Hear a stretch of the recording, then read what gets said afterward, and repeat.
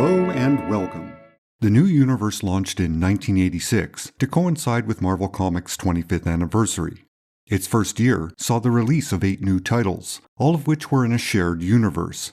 It was, as the banner suggested, a new universe that was separate from the regular Marvel lineup.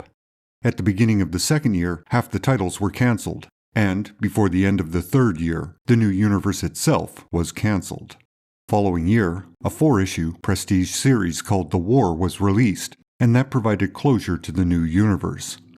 So, within 4 years, these titles completely crashed and burned.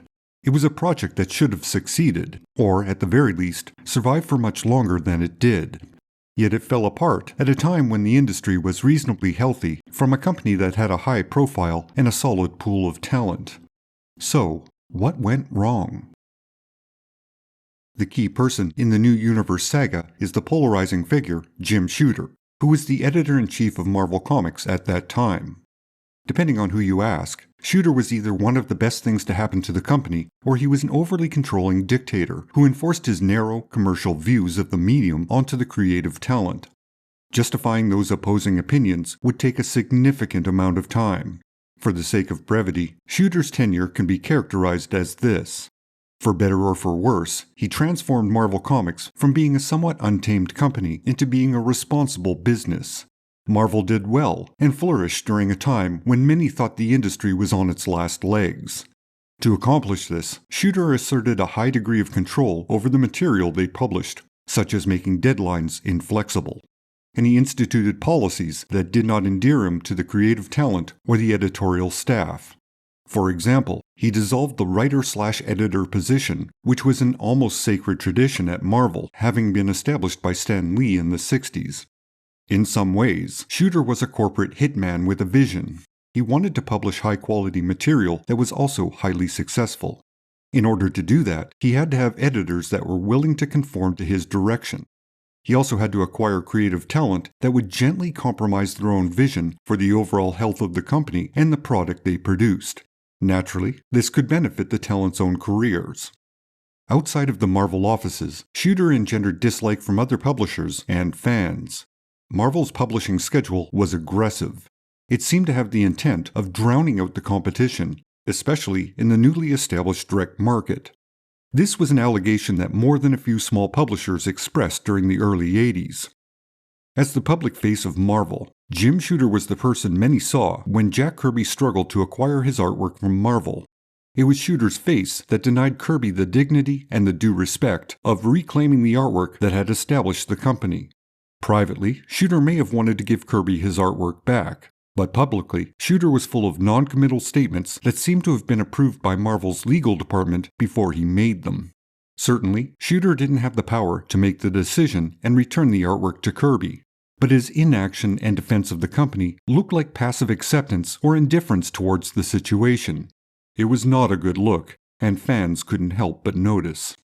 Again, this is a highly compressed overview of Shooter's tenure at Marvel. That needs to be reiterated. These elements were in play at the start of the new universe. In 1986, Marvel Comics was set to celebrate 25 years of continuous publishing. During that time, the company had gone from being a rebranded upstart to the most successful modern publisher of superhero adventures. This was an achievement that was worthy of celebration. However, they also had to contend with DC, their main publishing rival, who had celebrated their 50th anniversary in 1985 and were in the process of relaunching their entire line of comics. The idea for the new universe began with a corporate group discussion in late 1984. The topic was how to capitalize on the forthcoming anniversary. According to Jim Shooter, he proposed doing exactly what DC was about to do after Crisis on Infinite Earths. That is, he proposed completely erasing Marvel Universe continuity and then relaunching their titles with new #1 issues. For the record, while Crisis had yet to begin, what DC was about to do was not an industry secret. It had been in the works for a few years, and a total reboot was known to be the end result. As a well-informed individual, Shooter knew of these plans. In fact, Secret Wars was produced to be counter-programming to Crisis. In other words, it was no accident that those 2 miniseries were published at exactly the same time. However, there's nothing in the public record to suggest DC's plans inspired Shooter's original proposal. Regardless, this proposal was not approved. Shooter then proposed the creation of an entirely new universe to celebrate the beginning of the Marvel Universe. This was approved and received a significant development budget. Early on, as the new universe was being developed, corporate politics stepped in and complicated the matter. Briefly, Marvel's parent company decided to sell Marvel. To this end, they slashed costs at the company in order to maximize its saleability.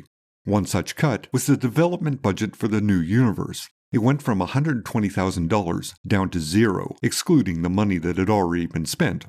Even with no budget, Shooter was obligated to move the project forward. After all, it was the only thing Marvel had scheduled for the 25th anniversary. Also, at this point in his Marvel career, Shooter may have had the hubris to believe he could take the troubled project and turn it into a success. The timeline of events is a touch fuzzy. It appears that Shooter originally assigned the new universe to editor Tom DeFalco. DeFalco apparently didn't do much with the assignment for an indeterminate amount of time. Some months passed, the budget was reduced. More time passed without any significant developments, and then the budget was slashed to nothing. At some point during this inactivity, Shooter reassigned the project to new editor Elliot R. Brown, who had the task of assembling creative teams who would be, initially, working for nothing. Needless to say, the bulk of the talent hired were new to the industry or had careers that had waned. In fact, the entire line of titles were created by 4 editors. Newcomers Elliot R. Brown and Jack Morelli, with veteran editors Archie Goodwin and Mark Gruenwald.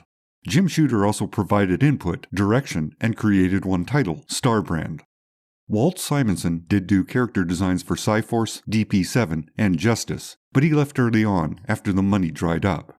Allegedly, Speedball and Strikeforce Morichuri were created as new universe titles, but they were dropped because they didn't fit the vision of that product line. As stated by Mark Gruenwald, one of the architects of the new universe, what made Marvel's line popular in the 60s is that they were 10% more realistic than DC. This is the edge that made Marvel more attractive than DC. In addition to characters that felt more human, there was a scientific basis for all the early Marvel heroes, although that science was a little bit sketchy. The point being that extra 10% made Marvel characters more relatable, therefore more popular. It was this formula that was applied to the new universe. The new universe was intended to be 10% more realistic than the mainstream Marvel universe, except they went for even more realism than that. It was mandated that there would be no alien cultures, no wild scientific enhancements, such as time travel, and no secret civilizations under the sea or on the moon. With the exception of the superpower element, the stories had to be firmly grounded in the reality the reader experienced. Along with the catchphrase, "the world outside your window," events in the new universe were intended to occur in real time. A month in the real world was to be reflected as a month in comic book time.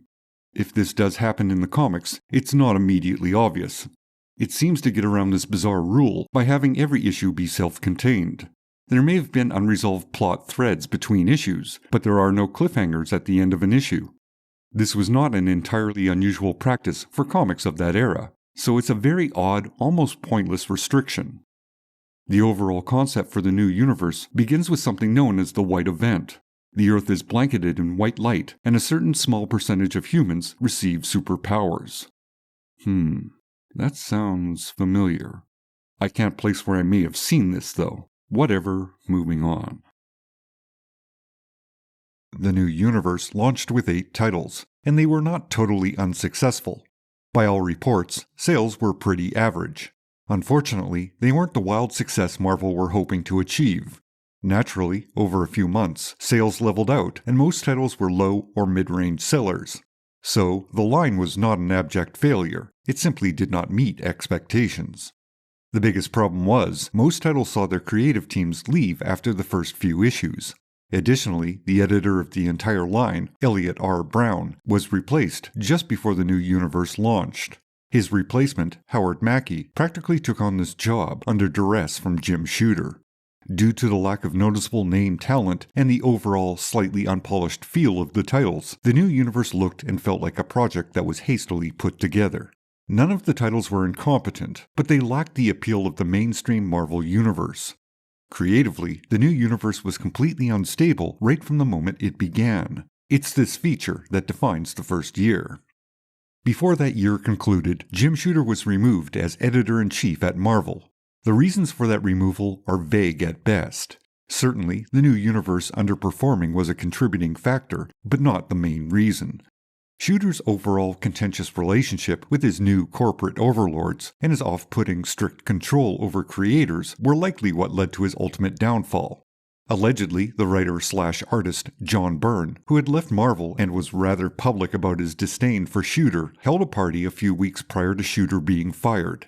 At that party, an effigy of Shooter was stuffed with copies of New Universe titles and burned. This event was also videotaped. A copy of this videotape was, quote, discovered, unquote, at the Marvel offices and subsequently given to the corporate overlords of the company. It is further alleged this was the justification for Shooter's removal. Regardless, the new universe had lost its gatekeeper, and radical changes were needed to keep the imprint going. Half of the 8 titles were cancelled, and, ironically, John Byrne was hired to revamp the title that had been written by Jim Shooter, Starbrand. Byrne's plans were indeed radical. They would have an impact on the remaining line of New Universe comics, and, in effect, destroy the New Universe itself. Byrne gave the White Event an origin, and proceeded to create the Black Event, which was explored in the one-shot The Pit. It is speculated that Byrne took this opportunity to ruin what Shooter had created in an act of petty revenge for the slights he had received when Shooter was in charge of Marvel. Objectively, when you evaluate The Pit, it's hard not to suggest spite did have a hand in the story. After all, the original Starbrand, Kevin Connell, who is based on Shooter himself, decides to imbue a dumbbell with the Starbrand power. When he transfers his power to a dumbbell, it explodes and completely destroys the city of Pittsburgh. The fact that Shooter's hometown is Pittsburgh is mostly incidental. After all, that's where Starbrand was based. Still, it does add some zing to the spite.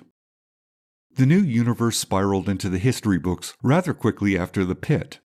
The addition of Byrne and the change in direction for the universe did nothing to generate interest in it. Quite possibly, it did the opposite. After all, the new universe was barely a year old. It had barely been established. This revamp silently suggested that it was created in error, and a radical course correction was necessary. One could also speculate this could have been a slightly calculated move to ensure Shooter's tenure was stained.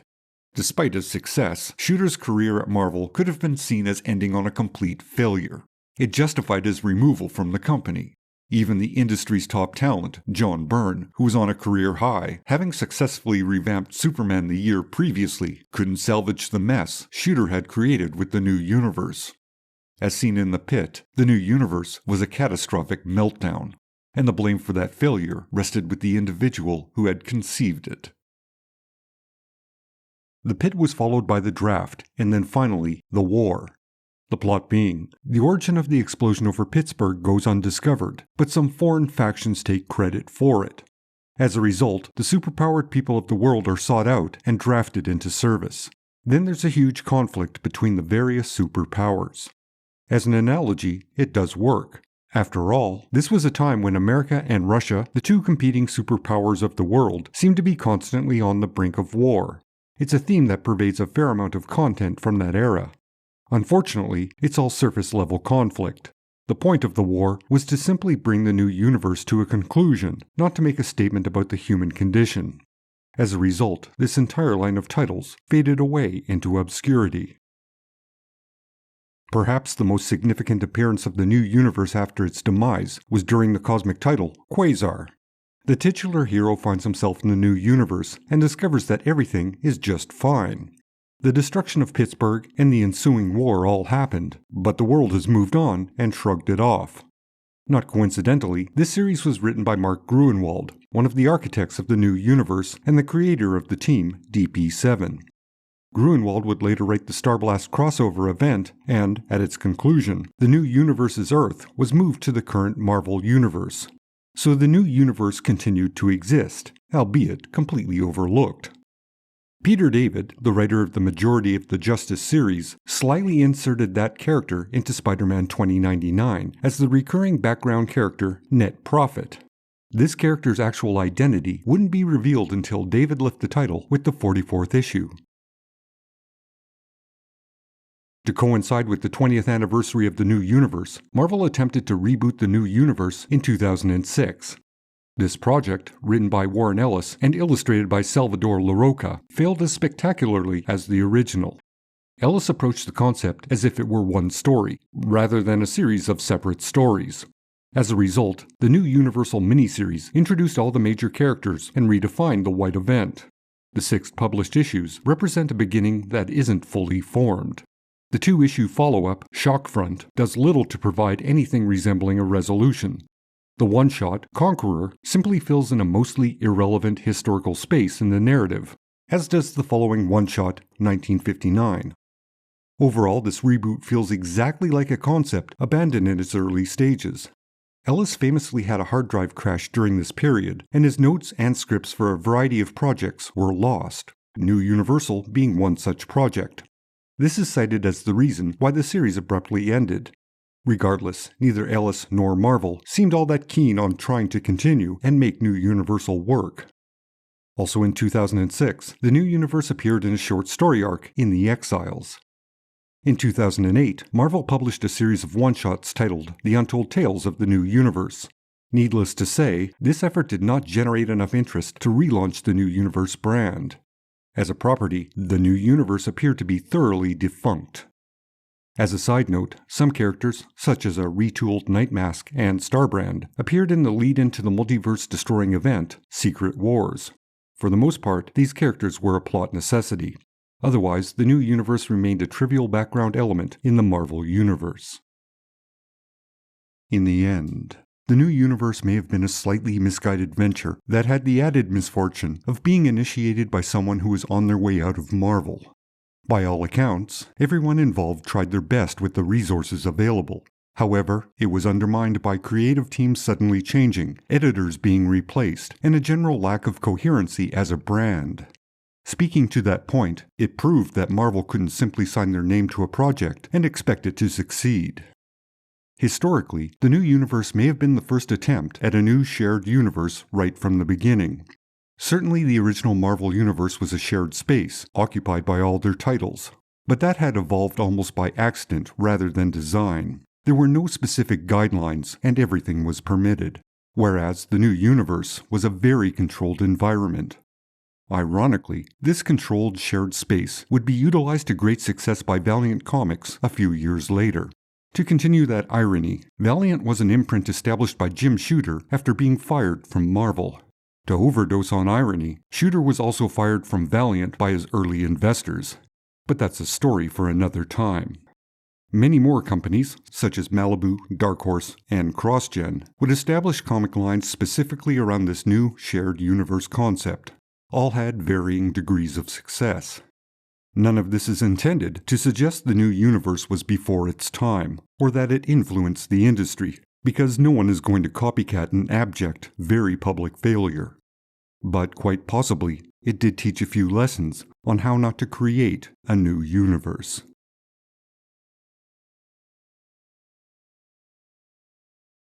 Until next time.